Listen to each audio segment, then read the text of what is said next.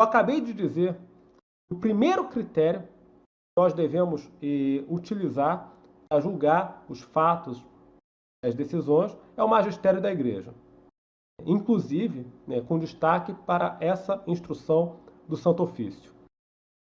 O segundo critério que nós podemos utilizar para avaliar um governo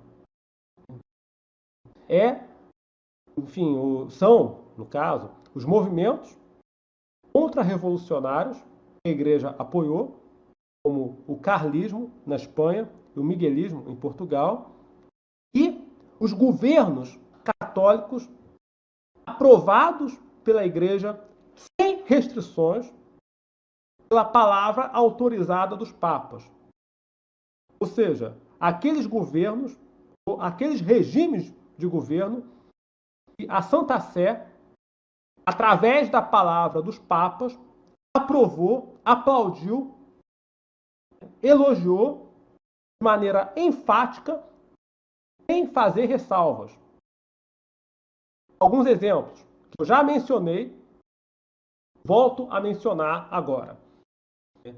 Os reis Fernando e Isabel da Espanha, os reis católicos, Ana Maria I, rainha de Portugal, Dom Miguel, rei de Portugal, Gabriel Garcia Moreno, presidente do Equador, Miguel Primo de Rivera, primeiro-ministro da Espanha, no tempo do Diretório Militar, Dr. Antônio Salazar, primeiro-ministro de Portugal, e o general Francisco Franco, caudilho da Espanha. Depois, eu posso fornecer aos ouvintes as declarações, discursos e até mesmo bulas em que os papas da época, dessas épocas, emitiram, dando ali o seu selo de qualidade para esses governos.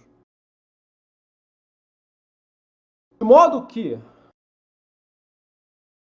nós devemos, como católicos, nos esforçar para tornar o nosso país, o Brasil, o mais parecido possível com esses governos e regimes que a Igreja aprovou.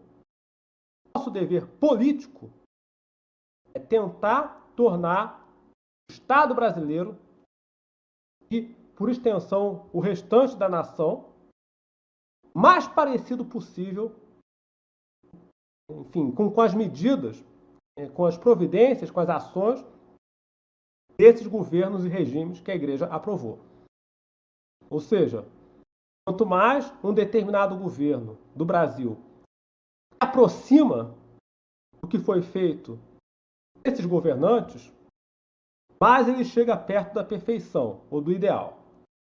E quanto mais ele se afasta do que foi feito por esses regimes e governantes, seja em matéria de educação, de economia, de diplomacia, o que for, quanto mais ele se afasta, mais longe fica do ideal, mais anticatólico. Nesses termos, nós devemos raciocinar. Por fim, em terceiro lugar, um outro critério que nós também podemos usar para avaliar os fatos e as ações dos governantes são as obras, os livros e trabalhos escritos por autores que trabalharam para esses governos que eu acabei de mencionar. Especialmente aquelas obras aprovadas com imprimatur canônico anterior ao Concílio Vaticano II. Só para citar um exemplo, alguns meses atrás, nós publicamos uma lista de mais ou menos 50 autores dessa linha lá na página do Partido dos Cristeiros, do qual eu sou um dos organizadores. Todos aqui sabem que eu faço parte aí da cúpula do Partido dos Cristeiros.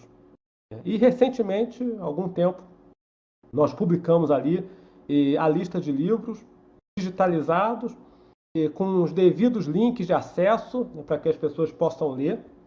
porque ali nós temos um terreno seguro. Com isso, meus amigos, eu encerro esse segundo tópico da exposição, do primeiro bloco. Ou seja, os critérios de avaliação que nós vamos utilizar para julgar o que aconteceu, o que foi feito na era Vargas. O magistério da igreja, os governos que a igreja aprovou de maneira enfática, sem restrições. Em terceiro lugar, as obras escritas por autores vinculados a esses movimentos e governos. De preferência, aqueles livros aprovados com imprimatur canônico anterior ao Concílio Vaticano II. E o mesmo se aplica, no caso, ao magistério da Igreja, né? O que foi ensinado até o Concílio Vaticano II.